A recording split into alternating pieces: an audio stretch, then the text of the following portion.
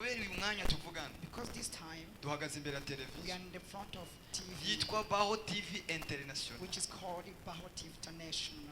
Ntabwo ari BAHO TV National. It is not BAHO TV BAHO National, TV International. but it's international TV. Irakurikiranwa n'isi It yose. is followed by the world. Rero niyo mpamvu dushyira mu bico. That's why we use the English, Kandi turifuza kubikomeza. and we want to continue. No muri mwebwe bafise umuhamagaro. Even among you who has calling, Bazi Icyongereza. who knows English, Bazi Igifaransa. French, Turabakene we need them kugira ngo mukorere. so that you have to serve God. Kandi murimo. And the Lord, Ni murimo. aren't you? Mufise ubwoba gusa ariko muri. You have fear about it. You have there is, Ariko kwiga ni byiza. but it's good to learn. Kwiga ni byiza. It's good learning. Mwiga Icyongereza. Try to learn English. Ukaba ukeneye kumenya If you Icyongereza. want to know English, Egera Mayiceki. approach my check. Ni umwigisha. He's a teacher. Mu mezi 6 In 6 months, wamenya Icyongereza. you become a good speaker. 6 Only 6 months. sibyo? Yeah, is it true? Yeah, it is. Wamenya Icyongereza. Yes, you know English in 6 Kwigisha months. Icyongereza. Let him teach you. Muri mwebwe hari abantu bifuza kuja muri Amerika. Among you, like some who want to go in America, Nimuzamure ibiganza. raise your hands. Muzovuga iki? What do you speak?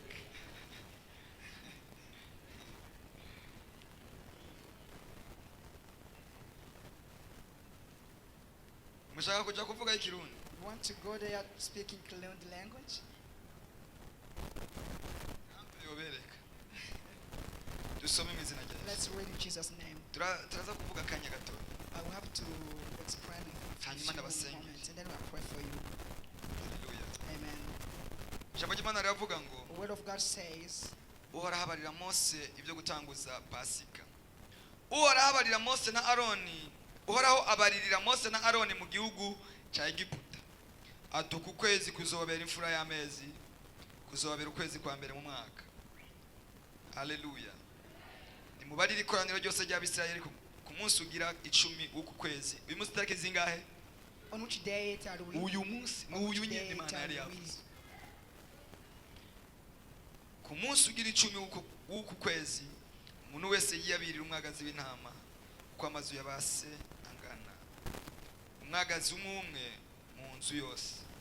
Kandi iyo nzu niyaba irimo inkwehwa batomara uwo mwagazi, uwo muntu afatanye n'umubanyi wiwe bahereranye bawusangire uko igitigiri cy'abantu kiri, uko igisa cy'umuntu wese kiri. Aba ariko muzoharura igitigiri cy'abakwiye kusangira. Umwagazi wanyu uzuba utagira agasembwa w'isuguru itarengeje umwaka, muze muwukure mu ntama canke mu mene. Muze muwurorereze umunsi ugira 14 w'uku kwezi nyene. Ikoraniro ryose ry'Abisirayeli baze bakerere imyagazi yabo ku mugoroba. Baheze babire ku maraso bayasige ku bishimajyango vyombi no hejuru y'umuryango w'inzu yose bawuririyemo. Bajya inyama zawo muri iryo joro nyene zitaze. Bazikoze imitsima itambiwe n'imboga zirura. Nimuze muzige mbisi canke zitetse, shiti zitaze. Nanje nkunda kokeje. I like a roast meat. Hamwe n'umutwe wawo n'ibinono n'ivyo munda utumbutumbu zingaro murayizi. Nimuze mugire ico musigaza ngo kirare. Hagize ikiraye giturire. Kuba ariko muzozijya muze muzige mukenyeye, mwambaye inkweto, mufashe inkoni mu minwe, muze muzige vuba na vuba. Iyo niyo Pasika yanje je Uhoraho. Amen. Amen. Amashikuri Yesu. Make up for Jesus. Tugomba gusangira ijambo ry'Imana. Want to share the word of God? Imana yambwiye God said to me ko dukwiriye gusenga that you have to pray kugira ngo idushire kikimenyetso. so that he may put sign on us. Imana ibwira Mose, God says to Moses, ugenda ubwira Abisirayeli go and tell Israel ko ngiye kwerekana that ikimenyetso. I'm going to show them the sign. Ngiye gukora ikintu I'm going to make something gituma Farao which can make Pharaoh abarekura. to let you go. Hari ikimenyetso Imana ishaka gukora There ku is a buzima bwawe. sign that God wants to do on your life. Va muri Bibiliya. Wewe uri muri Bibiliya You know, twaye. with no Bible. Close it. Wa Mungu wali. Where were you last Sunday? Waruha. Were you there? Waruha. We're not here. Where were you? Warugiye. Nakuko. Bigoye bigora abagabo. It's difficult for men only. Regio utaje ndakumenya. When you're absent, I know it. Hallelujah. Amen. Kandi ukwiye gushimira Imana. And you have to thank God. Ubona usiba umukozi w'Imana akaba yabimenya akakubona. If you are absent in your preacher, Niba ushobora gusiba umukozi w'Imana if you akamenya can utaje. be absent and your leader Kubera ko knows, so ubu that's umumaro mu nzu y'Imana. when you are an important person. Gari undi muntu yosiba mu nzu y'Imana There's n'umwaka that one who wose. can be absent Umukozi w'Imana 1 ntabimenye. year and his leader Yandi not know majambo. it. In other words, Niba namenye kutaje. if I know that you are absent, Ndagusenge. I pray for you. Hallelujah. Amen. Ndagusenge. I pray for you. Imana ikugirire May neza. God bless you so much. Abisirayeli Israelites baja muri Egiputa. when Egypt Bagenda muri Egiputa. went in Egypt. Bamarayo imyaka amajana ane na Yes, they mirongo itatu. spent 430 years.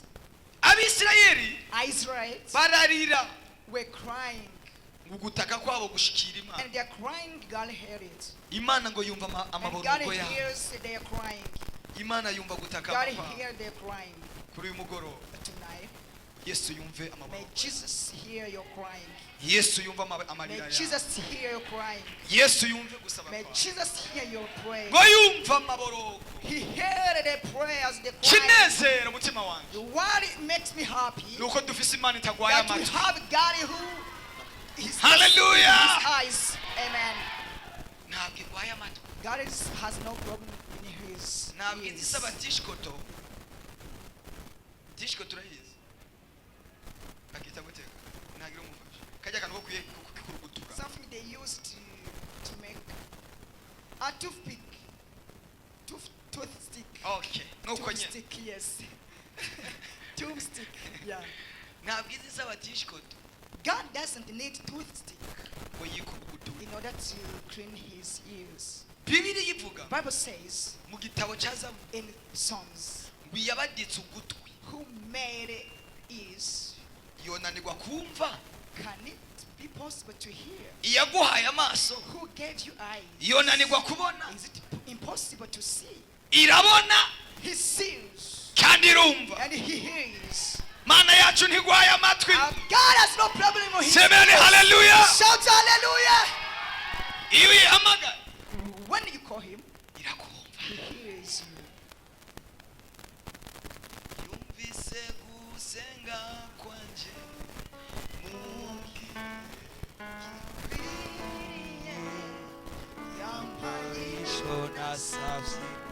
Abisirayeli barayihamagara. Israel called them Iri mu ijuru from him from heaven. iramwumva irabumva. He heard them. Hallelujah. Amen. Nawe kuyu mugoroba Even you today, uyu mugoroba tonight, uyihamagare. call him. Ibanza ugutwi. He's ready to hear you. Irakumva. He hear you. Ntabwo ifise amatwi agwaye. Yeah, his ears are not sick. Ifise amatwi yumva. He hears. Wibwira Mose He said to Moses, imusanze muri desert. from desert to wilderness. Imusanze mu bugaragwa. Yes, from wilderness. Iramubwira ngo genda And said to him, go unzanire ubwoko. and bring my nations. Nanje Imana yanyu And God said to me, ngo ndagukure mu buce. to remove you from your wilderness. Ndagukure mu buce. To remove you from wilderness. Ndakuzaniye ijambo I give you the word rigukura mu buce. which remove you from the Va mu wilderness. bagufashe. From what took you. Va mu maboko y'abagufashe. From the arms of who Aragukeneye. he needs you. Aragukeneye. He needs you. Hallelujah. Amen. Imana ngo yari yakumbuye abantu bayo. God missed his people. Ugenda ubwire Farawo And God to tell ngo Pharaoh akumbuye abana biwe. that I miss my children. Hallelujah. Amen. Ugenda umubwire Tell him that biyababyaye irabakumbuye. yes, who begot them, he loves them. Irabashaka. He needs them. Ikeneye kubabona. He needs to see them. Iminsi ibaye myinshi. Days are so many. nawe iminsi ibaye myinshi Even new days are so many. uri mu maboko y'abagufashe, Being in the arms uri mu maboko of y'abakugaranye. you, for those who close you. ayagukumbuye, God needs you. aragukeneye God needs you. kuri uyu mugoroba, aragukeneye. Tonight, umaze iminsi many days, ufungiwe mu mubabaro, being in trials, wugaraniwe mu majambo being mabi abantu lost in bakuvuga. bad situations and bad iragukumbuye ways. He bw'iguhumurize, needs you to support you. iragukumbuye, He needs you. iragukumbuye He bw'ivugane needs you nawe. to talk with you. Haleluya. Amen. Mose Moses, Imana imaze kumubwira, when God said to him that, abwira Imana ngo sinzi kuvuga, he replied to God, I don't know to speak. sinzi kuvuga, I don't know speaking. tuma uwundi muntu. Yes, tell other one. iramubwira ati natoye wewe. And God said to him, I chose you. Imana ntiraba uburebure God bw'umuntu, never focused on the Imana things, iraba gahunda but mufitanye. he focused on their Imana ntiraba schedule umuryango of- uvamo, never focused on Imana iraba family gahunda you are igufitiye. from, but he focused Imana on ntiraba what you amashuri want. wize. He doesn't focus on his studies. Imana ntiraba He abagenzi doesn't ufise, focus on your friends. Imana iraba umugambi He igufise. focuses on the plan that he has for you. Amen. iragushaka. He needs you. Mose aravuga ngo singenda, Moses says, I can't go. sindi imvuzi, I'm not talkative. simvuga cyane. I can't speak well. Sinibuka ko ari mwebwe nabibwiye I don't hano. remember if it's you I told you that. Mose ngo yari afise ikibazo cyo kutavuga kubera impamvu Moses had a imwe. problem of speaking because of one reason. Yari afise ubujana murabuzi, babana bavuga afise iminwa menga barayisatuye. Yes, Usanga umuntu muri those people who amenyo have ugasanga ari hejuru. mouths who are broken like this. Kugira avuge ijambo In order to speak, byaramugora, yari afise icyo it was kibazo akagira difficult. n'ikibazo cyo kukikimiza. He had that problem and a problem of miming. Kugira ngo avuge ijambo ryumvikana, So that he must speak a word. byasabye utranslating, Yes, someone must translate. byasabye urinda kubisobanura. God brought Imana him iramubwira ngo to genda, wait. God said to him, girl, ndaguha Aroni, I give you Aaron. nawe Imana iguhe Aroni mu buzima Even bwawe. you, may God gives you Aaron in your life. Aroni uramukeneye, You need Aaron. akuvugira aho utoshobora kuvuga. Yes, to speak to you where you can't. Haleluya. Amen. Urakeneye Aroni. You need Aaron. Kandi mwibukire kandi babwire, And remember, let me tell you this. Aroni yari mukuru wa Mose, Aaron was elder brother of Moses. yari mukuru wiwe, He was his elder brother. ariko But Imana iramurengana, God never used him. itoranya mutoya, And he chose the little one. itoranya Mose mutoya. He chose Moses. Nuhirabe ngo uri mutonya mu muryango wawe. Don't see also that you are a little one in the Kenshi family. nasanze Imana I saw God ikunda kureba abantu bo hasi like to see kugira ngo people, imare amazi unknown abanyembaraga, person, imare amazi so that he abanyemo. can make ashamed the known person. Niko Imana imeze. That's how God is. Iheruka kuraba uburebure n'isura. He focused on the flanks and the face. Uraza ahantu biherukira Do you know where he did it? ku mugabo witwa Sawuli. At Saul man.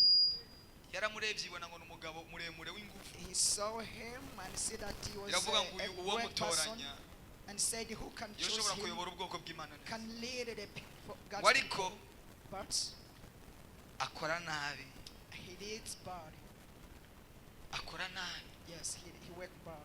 Abasobanuzi bamwe baravuga ngo Yeah, the interpreter people say ashobora kuba that yayoboye igihugu yemerwa n'Imana iminsi indwi. he led the nation being accepted by God. Abandi only bakavuga ngo 7 ashobora kuba days. yayoboye n'Imana, yayoboye igihugu yemerwa n'Imana And iminsi others say itatu. that he led country being accepted Abandi by God bakavuga 3 imyaka days, indwi, abandi and bakavuga others imyaka 7 itatu. days, and others 3 Ariko imyaka years. yabaye mike aho yemerwa n'Imana. But years were few when he was Amaze accepted by gukora God. nabi, amaze gukora nabi, After working bad, Imana ihindura system God changed the system kugira ngo nanjye nshikirwe. so that even I may be Iyo known. idahindura system ngo iraba amashuri, If you wouldn't change the system, never focus iyo on iraba the studies. amadiplome, If we focus on iyo iraba diploma, amadoktora, if we focus on amadigiri, the degree, ntabwo yari Jesse nari gushikira. I would not be chosen. Haleluya. Amen.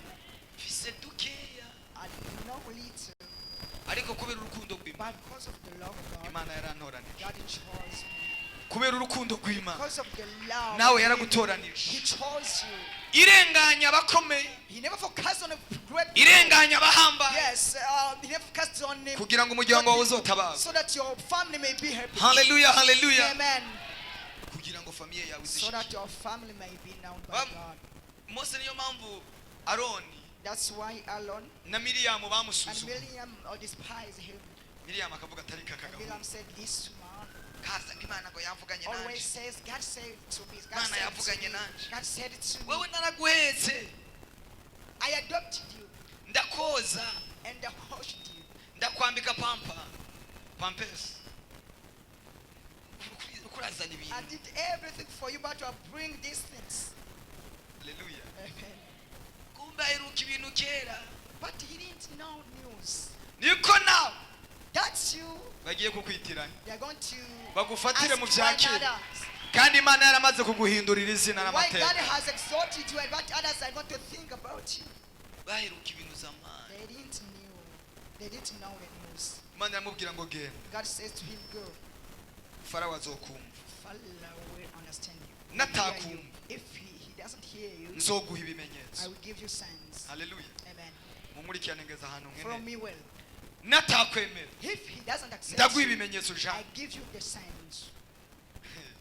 Hari abantu topfa kwemeza n'amajambo gusa. There are some people who cannot be accepted Kugira by ngo the ubemeze. words, so that you can see. Ukeneye ikimenyetso. You have to get Ukeneye imbaraga zo signs. You need kubemeza. the power to accept them. Muri mwebwe Among you, hari abantu iwabo there are bakeneye some agakiza. people from their families need a Ariko salvation. kugenda ukiri wewe gusa. But to go yourself, Ntibashobora kukumva. they can't understand you. Genda ufise inkoni y'Imana. Right? You have to go by using the stick of God. Genda ufise inkoni y'Imana. Go with the stick of God. Genda ufise inkoni y'Imana. Go with the stick of God. Iramubwira ngo akiri inkoni. God said to him, will receive Kizoba it, ikimenyetso. will become the sign Kizotuma Farawo which will make Pharaoh yemera. accept. Abati inkoni. Again, he said, a stick. Iyi nkoni no yijana imbere y'abantu Honestly, I bakuru. can use it in a great Ti people. wowe uyiterere hasi. God said, just put it down. You see. Ayitereye hasi. When he put it down, Ihinduka inzoka. became snake. Ihinduka iki? Became what? Iramubwira ngo yifate. And he said to him, take it. Umurizo. And the curb, Ayifashe umurizo. when he took the curb, Inzoka ikihinduka inkoni kandi. snake became again the stick. Iramubwira He said to him, ngo icyo ni ikimenyetso kimwe. that the first one sign. Natakwemera. If he doesn't accept, Udushire ikiganza cyawe mu kwaha. just put your arms in your armpits. Agishizeyo When he poured it, gihinduka umubembe. became something Ngo bad. bazokwemeza ngo hanyuma ugisubizeyo. And then you put it Isubire again, kibe ikiganza. and it became also arm. Mose aravuga ati "Po, God said, no, ibyo don't. ntugapfe gupfa kugenda. Don't go. Banza like mudiringe that. n'Imana. Just you have to deal with God. Banza mudiringe. Just deal with God. Banza mugirane amasezerano. Just have Udapfa kugenda. promises not to go Ngo alone. nanjye Imana And yampamagaye. God said to me, God called me. Hey! Hey, Uzogenda imbere y'abarozi you ngo will Imana see the photo yampamagaye. of witches and said, God Udafite said to me, ikimenyetso. with that sign, Azokwereka. they will show you something. Genda uje guhangana n'abari kufise ikimenyetso. Go to fight with them by using the signs. of Niwagenda God. ufise ikimenyetso. If you go with the sign, Uzobemeza. you will win them. Uzobatunga inkoni. Yes, you will point at the stick. Nibatemera kubera If they inkoni. don't accept it because of the stick, Uzoshira ikiganza mu you will kwaha. put your arm. Nibyanga up. ku kiganza. If not, Ngiye kukubwira ibindi I'm going to bimenyetso. show you other signs. Hallelujah. Amen. Iramubwira He ngo said to him, ndabizi ko Farawo akomana I y'umutima. know that Pharaoh doesn't Kandi understand. ngiye kuwukomantaza And I'm cyane. going to make him not understand it.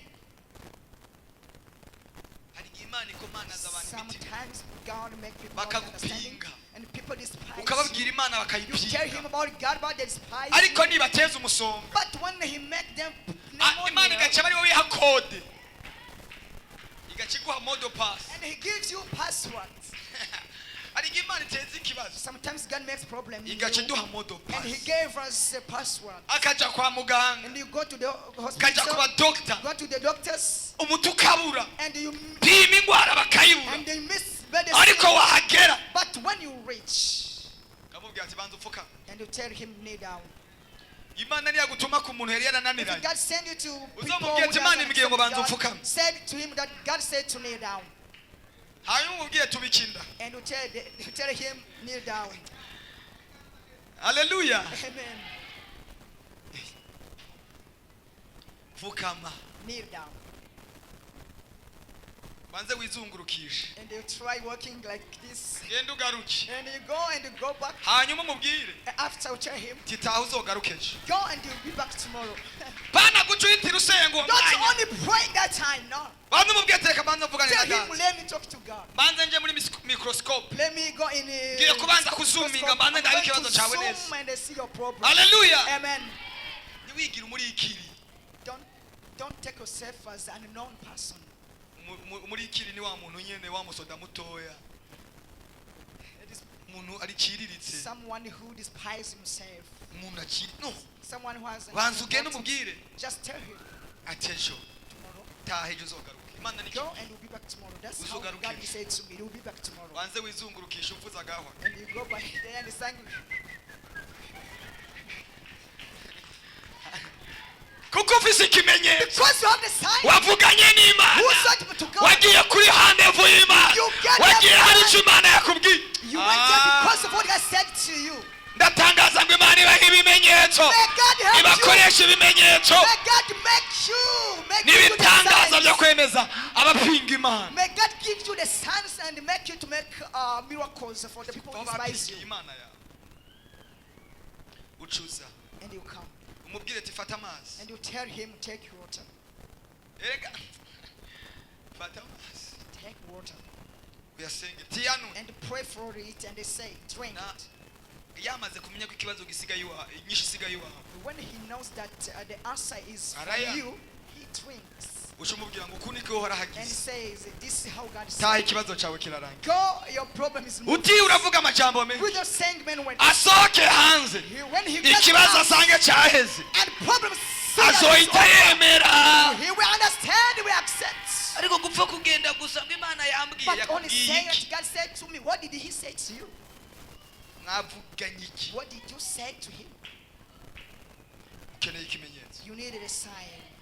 ndamubwira ngo cyane ibyo bimenyetso He said to him, use those signs.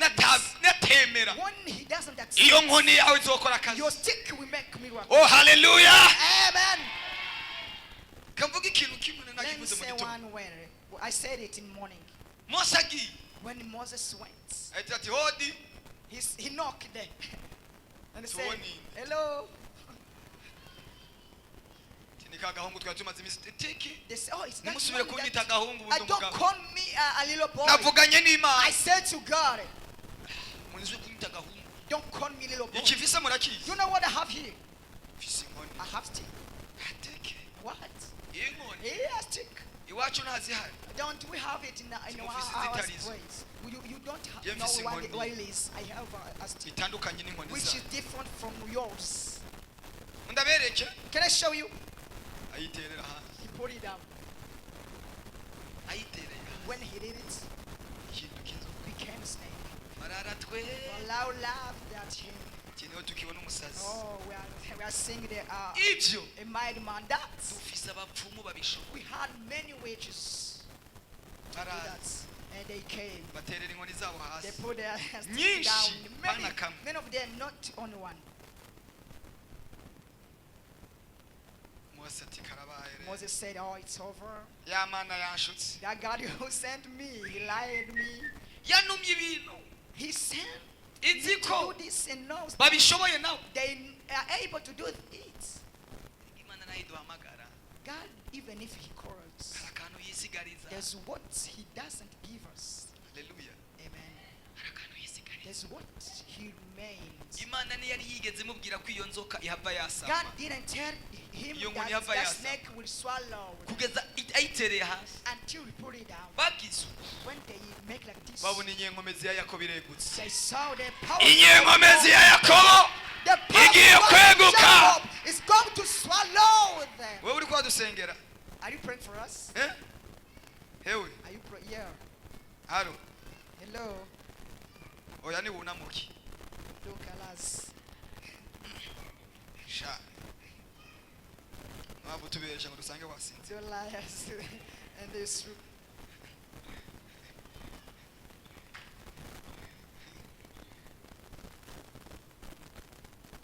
murakeneye ikimenyetso Do you need a sign? Yesu araza kukiguha. Jesus is going to give it to you. Yesu araza kukiguha. God is going to give it to you. Uzokidugana iwanyu. You will need it in your family. Uzogenda uhindura ibintu ku musozi w'iwanyu. You will go in your Uzogenda uhindura ibintu aho wavukiye.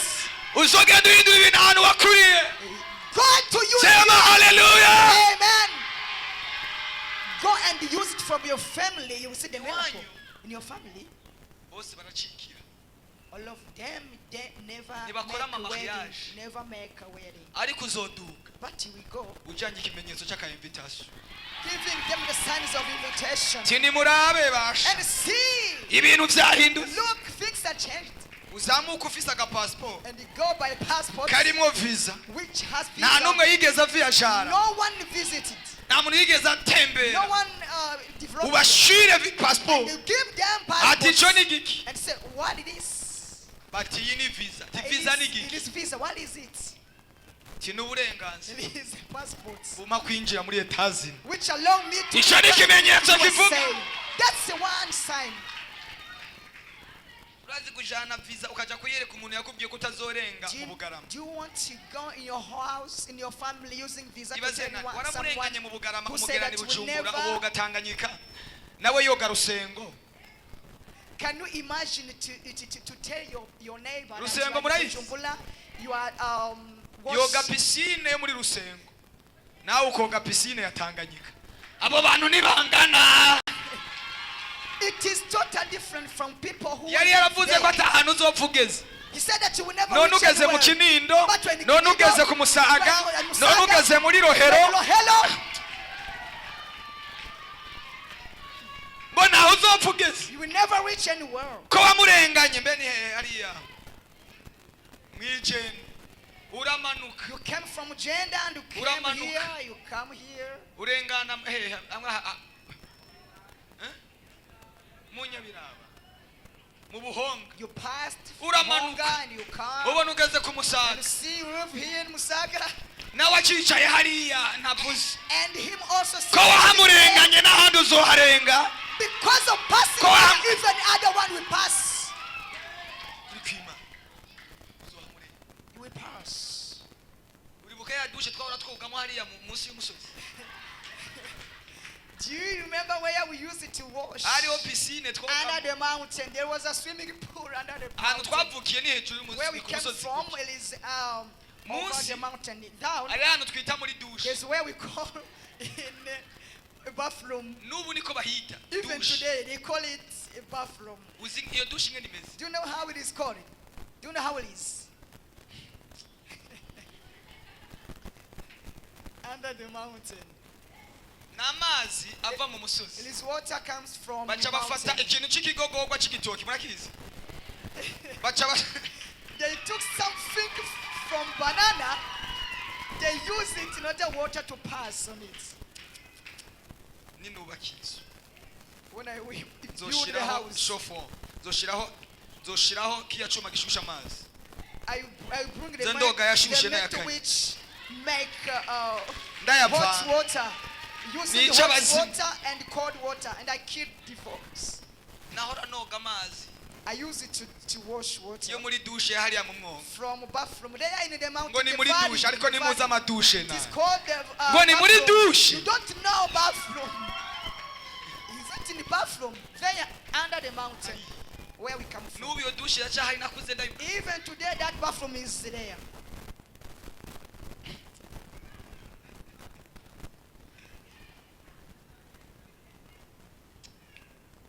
Murandayicako nkayira. I sometimes pass on it. Ukwiye I kugenda ufise ikimenyetso. You have to go. Abari baravuze by sight. kuzopfirayo. For those who say Ugenda that you ufise will ikimenyetso. be there, Genda ufise ikimenyetso. go with the sign. Genda ufise Oh, ikimenyetso. the sign. Abavuze ko uzopfa utabyara. Who said that you never Uzogenda umwana amaze gutambuka. go there with your child. Haleluya. Amen. Muzi ikintu Hana yakoresheje mu kuzengereza abari baramusuzuguye na Penina n'abandi bose. Do you know what Ngo Anna Samuel used amaze in order to kuvuka. despise those who despised her? Yaduze When Samuel Shilo. did God, he went in Shiloh.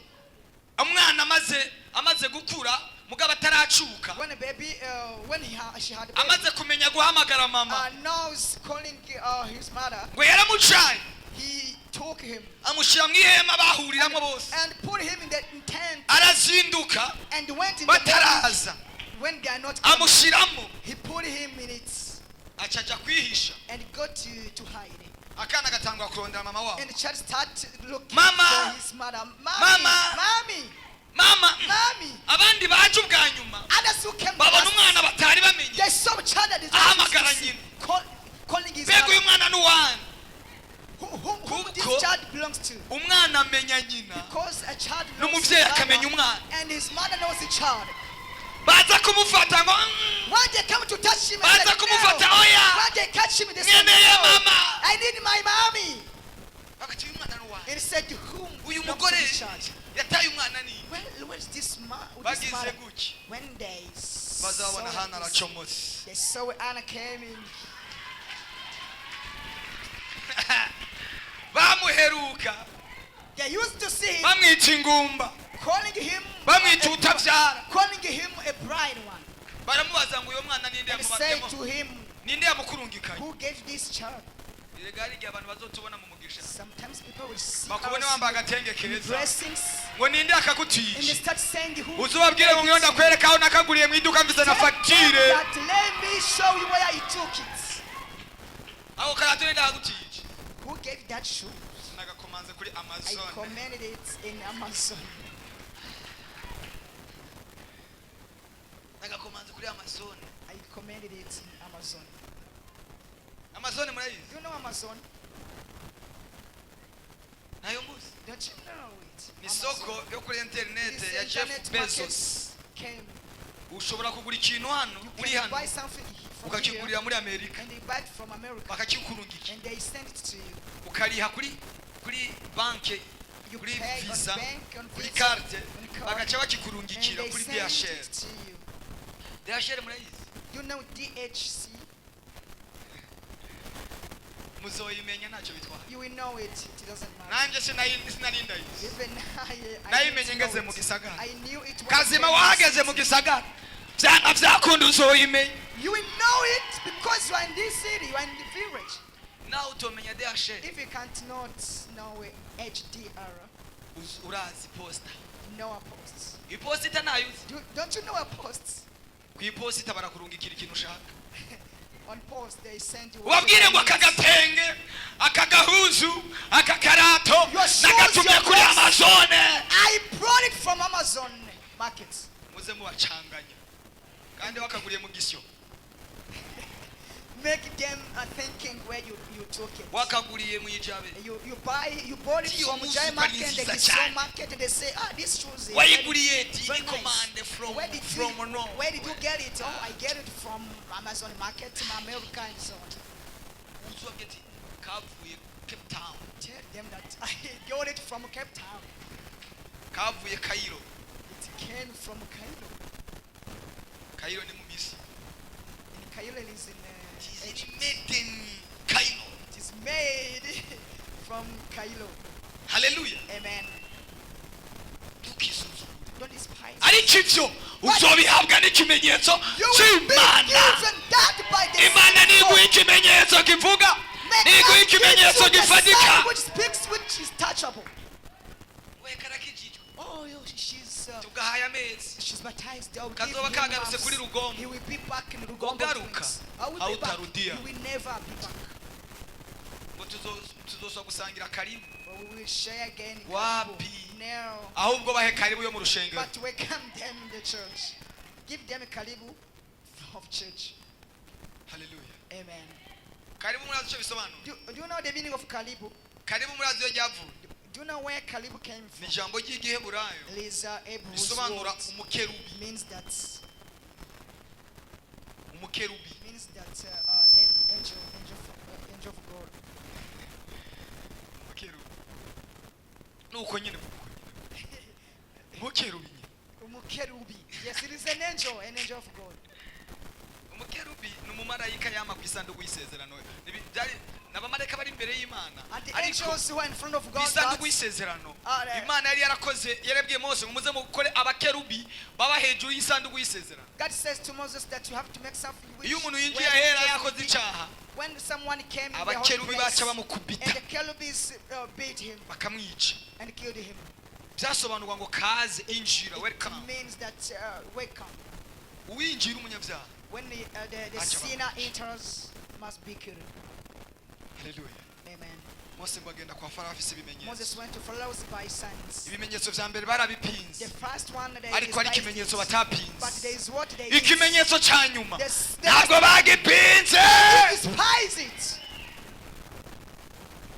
Hanyuma ntibazogipinga. The last one we never. Ca nyuma cyari despise it. c'umwagazi w'intama. The last one was the lamb of God. Umwagazi w'intama w'Imana The warishwe lamb of God were killed kugira ngo abanyegiputa so that the bapfe Egyptians hanyuma abisirayeli bakire. may die and Imana iravuga ngo healing. God said to him, amaraso y'uyo mwagazi the blood of the lamb, mugende muyasige ku bishima go ryawe. and pull it on the walls. Haleluya. Amen. ariko imbere yuko Mose akora ivyo But before God, when Moses did that, yakoze ibintu nka bitatu bikomeye he byazengereje did Farawo. 3 things which made Icambere. Pharaoh to accept. The first one, Icyambere gikomeye yakoze the first one he did, yahinduye he amazi changed ayahindura water amaraso, to become blood akubita inkoni hejuru y'amazi, and put amazi it over yose yo mu the gihugu water, and the water became blood. ahinduka amaraso. Water became blood. Farawo abura amazi yo koga, Farawo Allow abura me amazi yo the kunywa, water to drink, abura amazi yo to wash, kumesura. and Ntituzi to- ngo byafashe ukwezi, We don't- ntituzi ngo byafashe We indwi, don't know ariko how many days took. inzuzi ziranuka. Rivers became bitter. Start Ico spreading Farawo birds. akibonye. When Pharaoh saw it, abwira Mose ngo said to nimugende, Moses, let them go. ariko bimaze kuhava Farawo aranga kubareka. But Pharaoh Kindi refused. Imana yakoze Mose The yakoreshejwe igikombe, second one, God yafashe did, inkoni he took a stick ayikubita hasi, and pulled it down, umukungugu and mud uhinduka inda. became Inda murazizi? Nazo muzi, nazo mwebwe, nazo muzi. Bazita gute? Pu. Zapu. Inda. Igihugu cyose. Mwebwe ari umuntu yagwaye inda. is Oya, there ningene musamwe ntimuba mwaragwaye inda. you didn't get that problem. Is there some insects with insect Hari that's abazigwaye mu mutwe, there's some who ugasanga has, ziriko who has it ziratondera. in their, Hari abazigwaye mu muzu. some who have it Kubera in the ubucafu. gloves in your hairs because of Nimwigira abasirimu. Twese twarazigwaye. Abamona twambaye amakoti rero ngo twavutse tuyambaye. you What- see us that we are in suit and it's Washobora that we kwambara didn't get that washobora problem. kwambara imuzu You can wear a cloth ugaheruka bayikuguriye yarameshwe n'umuzungu ikazosubira kuva ku mubiri ari ukiheze. yeah you can get clothes and you refuse to wear it and you may wash it from time that you got it from markets until it's over. Urabyumva? Do you understand that? Imuzi ikakuborerako And your clothes, zigenda zava mu bucafu umubiri waba waboze those insects came kubera from kutoga. Ugasanga from umuntu afise clothes. ku mubiri mu mugongo carte politique du monde. You can see someone in his back political Carte politique du monde murayizi? you know a political Ni card carte y'isi. is a Ugasanga card ngaha of mu the ku world. ruhande You hariko see here Afrika, is an Africa ikiraba card. gucirabura cya carte ya Afrika. A Hano black ugasanga card hari of Europe, Africa, here hano Europe, ugasanga hari Asia here Asia kubera ubucafu. because of Wewe ntibahora bakubwira kuja koga ugacucisha ibirenge mu rume, didn't they tell you to go washing and they put your legs on bakabubwira ja koga ku on the mugoroba, glasses and you go washing amazi iminsi atoga agaca agenda akivumbagaza mu 3 rume, days without washing and he went in agaca glasses agaruka ngo nomvuye muri like this. dushe And the- ya dushe and he nababwiye said that I came from bamurungikayo mw'ijoro the bathroom that I told you agaca agenda they akivumbagaza sent mu him rume, tonight and he went ariko to uyu do munsi like twoga this. amazi yo hejuru kubera But Imana, today we wash water from kubera Imana. because of God. Nawe utoba woga yo hejuru woga amatanganyika ajya naho yo gutagira isabuni urasha. Even if you don't wash by using that water, Uzoduga iwanyu wumve ko batakubwira kuri boss. Ugezeyo go there at your family ubona and they abana call baza you that kugura are bakubwira Moses. gutya, And the children start touching you. bibaza ko ari umuzungu yaje thinking that there is a white man who came. muze mwiha gasoda ko mwaje Try to have a soda, Fanta. muri mwebwe ntiyabuzemo abantu bajya agaceri kuri noheli Among you, there are some who use it to eat rice on mugabo ubu niwe Christmas. uteka ubanza ukumviriza But gene Yesu agira today it's neza you who cook ugashiramo ibirungo and taste it and say, oh, ariko kera this is how God wahora ujya akanyama kuri makes. noheli cyangwa ku bunani But you used it to eat meat on babazi imene Christmas, muri kayitiye Easter. bakayigabura iwanyu bakabaha agaturi kumviriza mugabo uyu munsi ugenda ukiha agacopo but today you eat whatever. akaburoshete ukakigurira za wikomera amashi You Yesu eat a yakugiriye neza brochette because of what God did to you. Clap yourself. nejo narakariye Even yesterday I ate it. ariko kera But long ago, mu bihumbi 2001 2021, twigeze kugira crise we were in bad situation aho twashobora kujya ibijumba bavyita ingorane muze musubire where we kubyita used ingorane. to eat sweet tukabijya kuva ku potatoes. wa mbere They called it problems. tukageza We ku ate wundi it wa mbere. from Monday to another Monday. iwacu imugwi There where we come from, in Mugwi commune, hageze igihe umuntu ashoye ibijumba there was time where someone, mw'isoko just ubura umuntu abikugurira ugaca ubisuka mw'isoko when ugataha someone selling sweet potatoes, bagaca and, abungere bagaca bazi isoko iremuye kuza kukuragira mw'isoko because of Yeah, having you- many inka zirira potatoes, ibijumba. and we put it down, and when the pastors came to take abantu it, baca bavyita ingorane they gave it to cows. Ibitoke The people bavyita got wahorahe. them baze problems. basubire ubu ikijumba ukigura ku munzani But iteke today, ukarigura ku yes, munzani today you buy sweet Umwumbati basigaye potatoes bawushira on ku munzani. kilograms. umuvumo It is a cyane curse. umuvumo kera ukeneye kurya Long ago, when you want amateke to wagura eat, igitunga when you want to eat rich potatoes, you bought many. But today is a problem. wagura inkangara You used Yeah. to bought many. inkangara ntayuzi basket Yeah, basket. Yeah, Hallelujah. Basket. Kidenga. uka ariko ubu usigaye ugenda today- ukagura irobo y'ibijumba You go to the market and you buy it. inusu y'ibijumba uwo ni umuvumo vuga ngo ni umuvumo It's a curse. turawirukanye mu izina rya We Yesu despise it in Jesus' name. turawirukanye mu izina rya Despise Yesu it in Jesus' name. hariho umuntu umwe There's someone here ari muri Amerika yambwiye from America said to me, mvuye kugura inyama I'm coming from buying ati mpa meat. amakuru Give me ati news. byagenze gute Oh, how was it? ati tuvuye kugura inka yose turi abantu nka bane We are coming to buy the cow. Only Inka yose. four people. Only 4 people bought the bafata cow. inka yose bakayigura bakayigabura Yes, they buy. bagaca bashyira muri firigo They buy 1 cow in 4 people, and put it in the fridge. twebwe hano muri Afurika turi But mu here in muvumo w'inzara Africa, we are in the cause of. ariko iyo muvumo turawukuyeho mu izina But rya we Yesu refuse. We chase that cause. turawukuraho We must chase it. uzuragenda mu isoko ugenda Go in the inyama ugura market, imene yose buy the uyizana box ushyira muri firigo and put it in the fridge. Ibaze ugasanga abantu 10 You can imagine 10 Chum. people, 10 people bariye inkoko yose can eat a chicken. 10 people can share 10 ni 1 bake. chicken. Or 10 are few. bakakumviriza bakakumviriza ingene yari imote They only taste. muri iyi nyama zahe Which meat are you eating? inkoko Oh, a chicken. Samurajya yigeze kudutera inkuru ngo yigeze kugenda ku kirimba Zamuraja one day said to us that he went there to ngo abona Paris. bamujanye ku meza He saw him pulling him on the table. inkoko A hari chicken. amasororo apanzemo inkoko batetse inkoko yose batayikata There were many hot pots none bigenda gute nkataguye of chicken. terura rwose uca And they said to him, take it. kirimba So ntabwo bateka inkoko z'ibipande there in the pouch they didn't bateka use inkoko yose bagashyiraho a piece of ushoboye chicken. kurya inkoko They uterura just yose cook. turirukanye inzara mu izina rya We Yesu chase the turirukanye inzara mu We izina rya chase Yesu the hungry. turirukanye inzara mu We izina rya chase Yesu the hungry in the name of imana Jesus. ikura inzara mu rugo rwawe imana ikura inzara ahantu ubaye imana isuka amasitoke n'amasitoke May God mu bring izina us ryane in Jesus' cya name. Yesu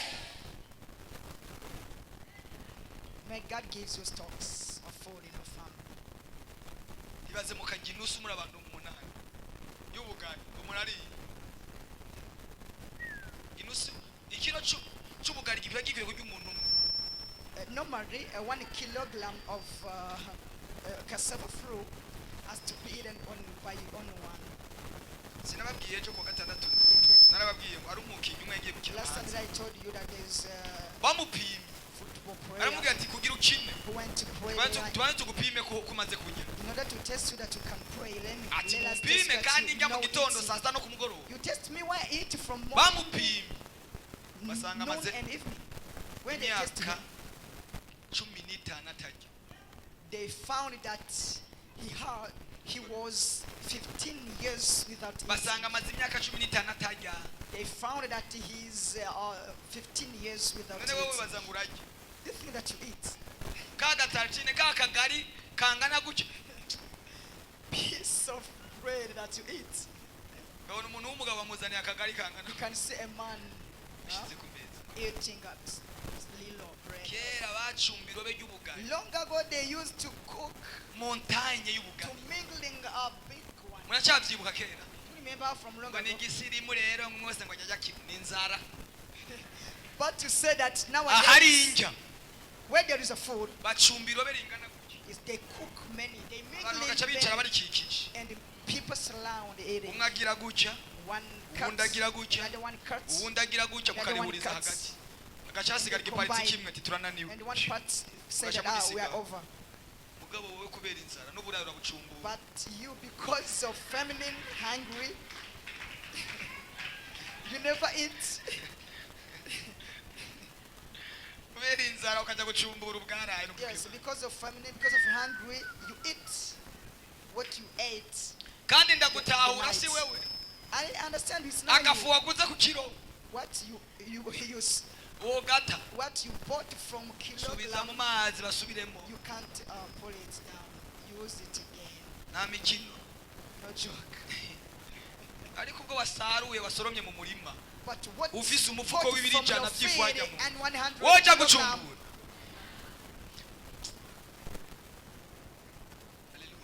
amen. hari n'abantu bashusha umuceri akawushusha ejo akawusubiramo There are others among you who hot rice.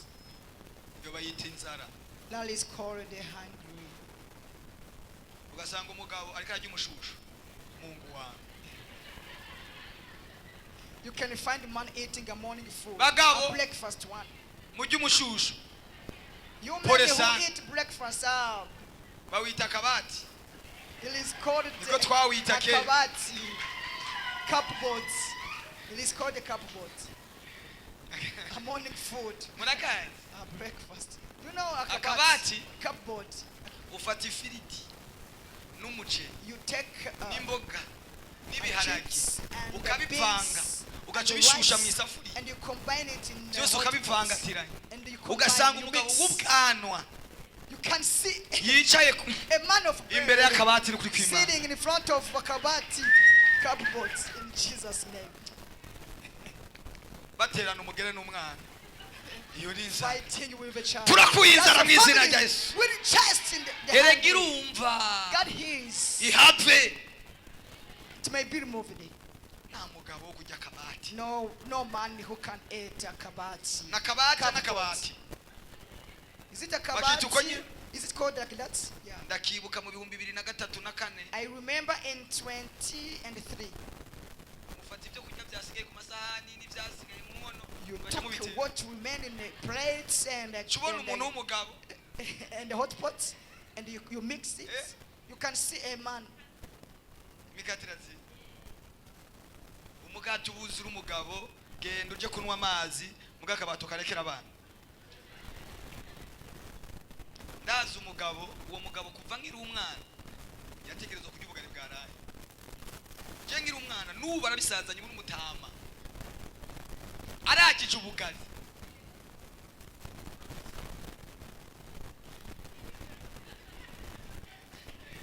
n'ubu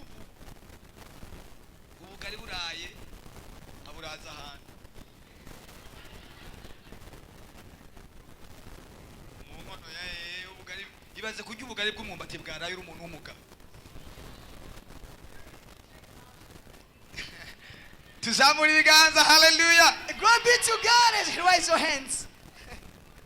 uramaze kumubona je nkirya zaraye si kubera ko naba nshonje naho noba nshonje ati Do you ever see me eating morning food? It doesn't mean that I'm not hungry, no. kandi biraryoshe. Yeah, but it's good, it's delicious. Akabati kararyoshe. Akabati is very delicious. Uba ari umuvango. It is a Sose mix. ugasanga wavanga. A sauce. Murabizi. You know it. Ariko umuntu nuwo kujya abana n'abakuru. It is to be eaten Umugabo by usanga ati. children and a woman. Hari umukozi w'Imana umwe yatubwiye ngo isoni za mbere umuntu w'umugabo ashobora kugira. The first one. Nukumva umwana ariko ararira muhira. Is hearing a child Mwamubaza tubaye iki? and you say, what is happening to Ngo you? papa ndiriye injya. And God, Father is eating my food. Bigeze gute? What is it? Wa mukate papa rawuri. God, Father is eating my bread. Nimba hari umuntu wa mbere amarama. If there is the first one who becomes shamed, is that man. Dusonze wigumye. If you miss what to eat, just be calm. Hallelujah. Amen. Mwakira ibimenyetso by'Imana. Receive the signs of God. Uragiye ga mukobwa wa Yesu. Are you going? Nagiye ndabasengera. I want to pray Muhaguruke for you. ndabasengera. Stand up and I Burije pray for kumbure you. kugira ngo It's mujye. dark, you have to go back. Ngiye kubasengera. I'm gonna praying for you. Mose ngo ashira amaraso Moses put the Ku blood miryango no on ku the bishima byayo. gates and the walls. kugira ngo umurimbuzi umareka aje So that kurimbura when the angel arengana comes to urwo kill, rugo. we pass that ibyago place. bigiye kurengana aho uba, Trials, ibyago bigiye problems kurengana going ubuzima to be bwawe, over. ibyago bigiye kurengana Trials umuryango going wawe, to be back urupfu to rugiye your kurengana family. ubuzima bwawe. Death is Muri going to be uyu over. mwaka In this year, turiko turasozera umwaka, while we're finishing this year, murabizi ko ari igihe cy'impfu nyinshi, you know that abarozi these bica are abantu, days of death, hakaba amasanganya menshi. where devils kill Wewe ntacyo people, uzoba, where there are many Imana accidents. yemeye kukurinda, We never die. Imana yemeye God is kugukingira, going to protect Imana you, yemeye kukuzigama. to protect you.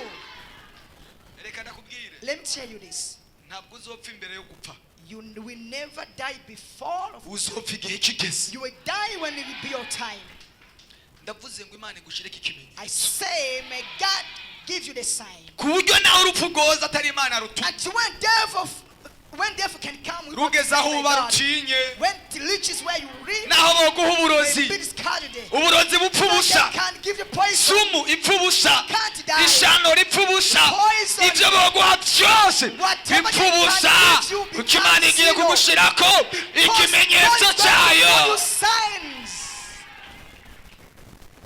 Muze gusoma muri Ezekiyeli 9, You have to read in Ezekiel afise 9. amabibiriya, For those who have Bibles. usome igice cy'icenda guhera ku murongo Chapter wa mbere, 9.